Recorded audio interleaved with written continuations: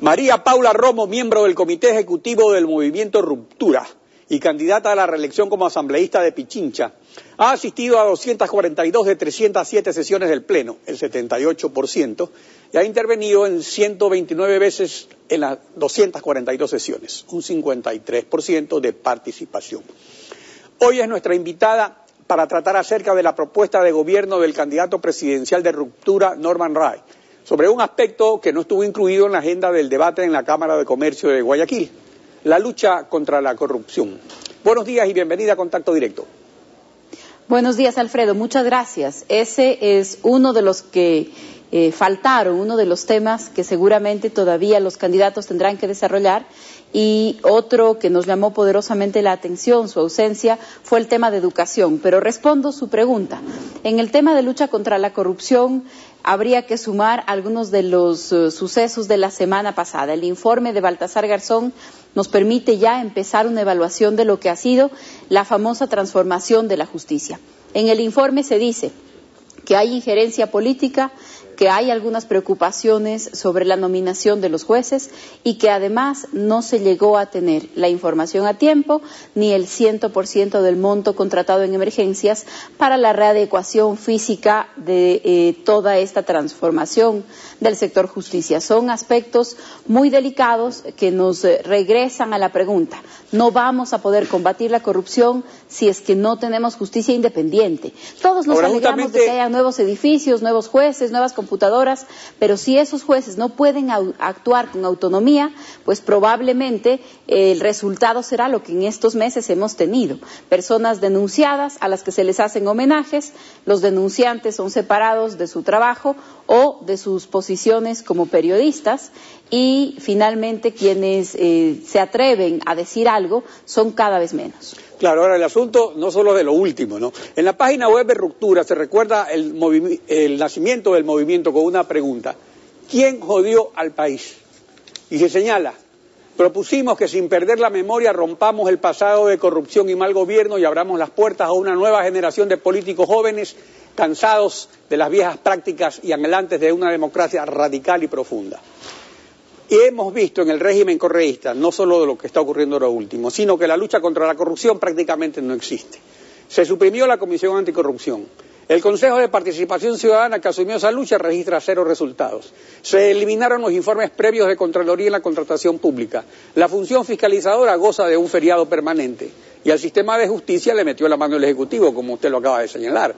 Entonces, frente a esta situación, concretamente, ¿cuál es la propuesta de gobierno de Ruptura para cambiar esto y luchar efectivamente contra la corrupción?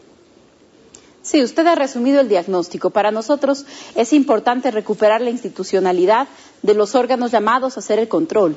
La Comisión de Control Cívico contra la Corrupción fue de alguna manera reemplazada por el Consejo de Participación Ciudadana, y con algo que nosotros en su momento diseñamos para tener todavía más fuerza y más influencia para poder trabajar en los temas anticorrupción. El Consejo de Participación Ciudadana, y además de sus instrumentos, puede ser parte procesal, por ejemplo en las demandas. Tiene acceso a toda la información pública. Hay una serie de herramientas que le permitirían dar resultados en los que efectivamente todavía nosotros no podemos ver nada. Pero más allá de eso, que es casi un mecanismo de control social exclusivamente, lo que hay que fortalecer, y por eso empecé enfocando por ahí mi respuesta, lo que hay que fortalecer es la institucionalidad de la Administración de Justicia. No podemos crear comisiones especiales cuando hay un caso que nos alerta. No podemos crear una veeduría extraordinaria cuando algo nos provoca preocupación, porque eso significa desde el principio que no confiamos en los mecanismos institucionales que nos deberían dar respuesta. Fiscalía, jueces, policía, todos se integran en esa lucha contra la corrupción, y no solamente contra la corrupción, sino contra otros delitos, y en eso todavía hay una gran debilidad. Ahora, pero todo esto está en manos ahora del régimen correísta, y todos elegidos para 9 años, algunos otros para 6 años. Entonces, ¿qué va a pasar?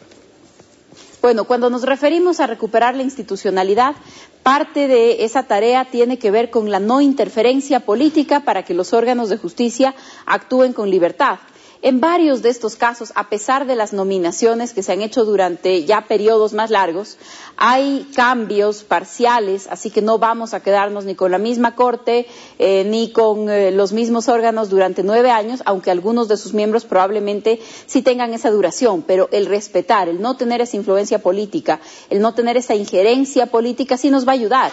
Y en el caso de otras instituciones, y es parte de lo que dice el informe de Baltasar Garzón, mecanismos claros para que jueces y fiscales puedan hacer su trabajo, que nadie sea separado por su interpretación de la ley, y lo recoge en una frase textual el informe del juez Garzón. Con esto creo que también debemos decir que en el informe hay temas que se quedaron cortos, que se pudo haber puesto muchísimo más y muchos más ejemplos de lo que ya estaba sucediendo, y en el caso específico de los otros órganos de control, de los informes que realizaba la Contraloría, del papel que le corresponde, no solamente a la Contraloría que audita los gastos, a las superintendencias, las agencias de control en cada espacio, superintendencia de bancos, superintendencia de compañías, son las que hacen el control también permanente, no solo de órganos públicos, sino de que se respeten algunas decisiones. Los dichos, las declaraciones. Asunto, ¿no? La organización no gubernamental Transparencia Internacional, con sede en Alemania, emitió su 19º informe anual sobre la corrupción política en el planeta. Y el Ecuador volvió a ocupar un puesto destacado entre los países corruptos. El sábado pasado, el presidente Rafael Correa al respecto señaló lo siguiente, veamos. Esto no es una encuesta de percepción de la corrupción, es algo totalmente sesgado por la ideología neoliberal. Los ecuatorianos no somos corruptos, compañeros. Por supuesto que tenemos problemas, como cualquier otro país del mundo. Las 6 organizaciones que realizaron, en el caso ecuatoriano, son 13 a nivel mundial, pero el Banco Africano no recolecta información en Ecuador.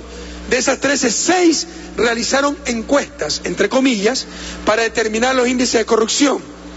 Bertelsmann Foundation Transformation Index 2012. Entre los entrevistados, o es parte de esta red, está la inefable María Paula Rom. A ver, los voceros de la partidocracia también decían lo mismo, de que este informe sobre percepción de la corrupción es una ofensa al país. ¿Cuál es su opinión? Bueno, inefable es que no puede describirse con palabras, así que todavía no sabemos qué pretendió decir el presidente. Los informes, que son informes de percepción, efectivamente nos dan una de las medidas de lo que sucede en un país. ¿De qué otra manera se puede hacer una evaluación? No va a ir alguien a declarar si este es exactamente el monto de las coimas que se han recaudado. Eso no sucede.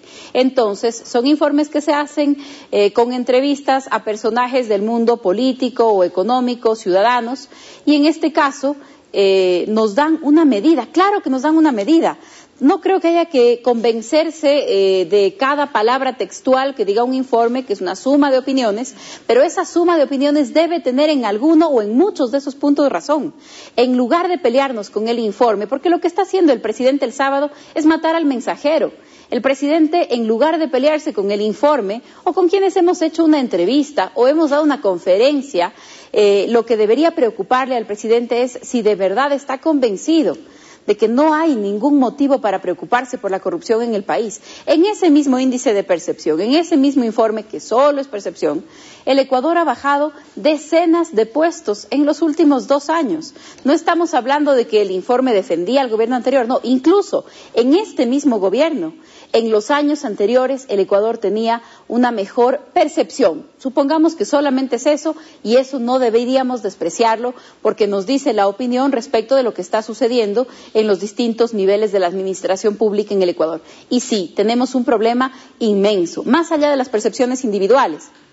La cantidad de dinero que en este momento hay, el monto al que asciende el presupuesto del Estado, el hecho de que la economía tenga un componente tan importante del gasto público, el haber eliminado los informes previos, el estar haciendo la mayor parte de las contrataciones a través de emergencias, eso significa contrataciones directas. Todo eso, independientemente de conocer un solo caso, todo eso nos debería hacer pensar que en este momento hay incentivos y hay probabilidades de que estén sucediendo estos casos. Y si hay que sumarle ejemplos concretos, lo que se ha develado en estas semanas con la administración de los bienes del fideicomiso No Más Impunidad, lo que se va revelando en diferentes estudios de la Agencia de Tránsito, los funcionarios del Ministerio de Ambiente que hacían unas transferencias no autorizadas. Es decir, podemos hacer una lista completa para poder contestarle al presidente presidente que esto no se trata solamente de opiniones y que dar opiniones tampoco puede ser objeto de acoso por el presidente de la República. Usted se refirió hace poco al informe de Baltasar Garzón de la Veeduría Internacional. Ahí hay un acápite respecto a la elección de ciertos jueces de la Corte Nacional. Incluso los asambleístas denunciantes fueron don Andrés Páez y Paco Moncayo. Paco Moncayo encabeza la lista de asambleístas nacionales de ruptura. Veamos lo que dijo Baltasar Garzón sobre estas irregularidades. Sugerir que la Corte Nacional de Justicia se pronuncie sobre la genuidad del proceso de selección de los jueces y juezas de la misma producido en torno a las supuestas deficiencias o irregularidades que se han constatado en el proceso de selección de algunos componentes de la Corte Nacional. Obviamente sin que los afectados participen por la Corte Nacional para que se establezca si esas irregularidades tienen un alcance que pueda llevar más allá de lo que una simple crítica suponga. ¿Está usted de acuerdo que sea la propia Corte la que revise las irregularidades cuando ya hace un año los nombraron y estos jueces incluso han estado al frente de juicios importantes como el del Universo, o es la Asamblea Nacional? O sea, ¿a quién le corresponde revisar esto? Mire, para quienes hemos estado cuestionando este proceso y para quienes hemos impugnado varias de las designaciones simuladas como concursos, pero que finalmente terminan siendo designaciones políticas, creo que estas declaraciones se quedan cortas frente a lo que hemos demostrado, frente a las inmensas coincidencias de que en los concursos todos tienen una relación con el gobierno, de que los resultados de los concursos en la última calificación, en la última fase, alteran el orden de los participantes o de quienes van a terminar como ganadores. Creo que frente a lo que se ha demostrado, las declaraciones de Baltasar Garzón se quedan cortas. Pero frente a lo que nos han dicho desde la versión oficial, de que esos coincidencialmente son los mejores puntajes, de que son jueces sin ningún cuestionamiento, de que los que hemos impugnado no teníamos ninguna motivación, pues supongo que al menos frente a eso, esas declaraciones ponen relativamente en duda o ponen alguna sospecha sobre el proceso, que si la Corte Nacional tiene que revisarlo. La verdad, la Corte Nacional y el Consejo de la Judicatura, que es el órgano disciplinario para toda la función judicial, y volvemos a caer en este círculo perverso. El Consejo de la Judicatura, que la mayoría de sus miembros actuales seguramente estarán en el próximo, es decir, al menos Paulo Rodríguez, Tania Arias, integran esa terna, y quien presidirá el próximo Consejo de la Judicatura pero aquí hay un problema, es quien hoy se desempeña como dice secretario. La veeduría que son irregularidades comprobadas y cita 6 casos. Así es, pero ¿quién presidirá el próximo Consejo de la Judicatura? Órgano disciplinario de la función judicial es el actual secretario particular del presidente de la República. Ahora, por eso mientras la es impunidad que es tan campea, delicado. Sí. Mientras la impunidad campea en la corrupción política que señala Transparencia Internacional, la presidenta de la Comisión de la Verdad sobre Violaciones a Derechos Humanos, la hermana El Simone, acerca del caso de los 10 de Luluncoto, la semana pasada dejó registrado lo siguiente aquí en Contacto Directo. Veamos. Estos jóvenes están detenidos 9 meses sin sentencia. Eso mismo ya es una irregularidad, por decirlo menos. Ahí tiene el otro componente, que es el uso del poder. El poder no es, digamos, absoluto. Hay normas, hay constitución, hay tratados internacionales que regulan ese ejercicio, pero acá como que todopoderoso. ¿Qué propone Ruptura para terminar con la criminalización de la protesta social que en Montecristi se condenó? Bueno, no sé si es que en Montecristi se condenó la protesta social, creería que todo lo contrario. De acuerdo, con eso estoy de acuerdo. Lo primero que hay que hacer, y también lo recoge Garzón en su informe, es la tipificación de terrorismo. No puede cualquier cosa ajustarse a sabotaje y terrorismo. Venimos ya arrastrando durante varios años, tal vez décadas, algunas de esas definiciones. Inclusive, en el informe del GAFI, la observación para el Ecuador fue la amplitud con la que terrorismo está tipificado. Si es que se fijan, en este momento no tengo el dato exacto, pero etcétera, está 10 veces en el artículo que define el terrorismo. Imagínese usted si para una actividad delictiva dice, se describen algunas y luego dice, etcétera, y el apoyo, etcétera, y el financiamiento, etcétera. Entonces cualquier cosa se ajusta a sabotaje y terrorismo. Lo primero que hay que hacer es transformar ese tipo penal. Lo segundo que hay que hacer es no usar las herramientas judiciales para perseguir a los contradictores políticos. Eso ya va más allá de lo que está escrito. Eso tiene que ver con las propias comprensiones del poder. Y yo quiero añadir que los 10 de Luluncoto cumplen hoy 11 días en huelga de hambre. Están 9 meses detenidos. Tal vez si el presidente pone un tuit o los visita, como hizo con los 2 detenidos del caso de USAC, en unas pocas horas ya podrían estar libres. Respecto a la intervención de Norman Wright en el debate en la Cámara de Comercio de Guayaquil, el presidente Rafael Correa el sábado pasado señaló lo siguiente, veamos. Yo vi el final de ese debate. El único que hablaba ahí, algo medio sensato, era Norman Wright, pero él tiene la edad que yo tenía cuando empecé esto, en el 2006, yo tenía 43 años, él 42, pero qué nervioso que se lo veía, ¿no? Le queda grande el puesto al chico. En todo caso, básicamente habla lo que está haciendo el gobierno. Lo que pasa es que Ruptura tiene aspiraciones individuales, no son otras cosas, otra clase de aspiraciones. ¿Tienen ustedes el mismo discurso de Rafael Correa? ¿Fue por ambiciones personales que se rebelaron contra el caudillismo del presidente Correa? En la primera frase que dijo el presidente respecto de la intervención de Norman Wright, estuvo a punto de sorprendernos, porque habría sido una de las pocas ocasiones en las que dice algo bueno de alguien. No importa si es de sus colaboradores, sus cercanos, sus contrincantes u otras personas, ¿no? Pero, claro, eso fue sentenciado acusándole a un candidato presidencial de estar nervioso en la mitad de un debate. Creo que eso es realmente irrelevante. Nuestras propuestas, y se reflejaron así en el debate de la semana pasada, ojalá sea uno de los muchos que enfrentemos, y ojalá en alguno el presidente Correa, que tiene tanta solvencia y que no se pone nervioso y que no ofende nunca y que tiene tantas cosas que decirnos, también esté presente. Pero yo quisiera añadir algo, porque el presidente dice, hablan de lo mismo que está haciendo el gobierno. Probablemente enfatizar en algunos temas en los que tenemos diferencias muy importantes con el gobierno. Y uno de los que se trataron en esa discusión fue precisamente en el tema económico.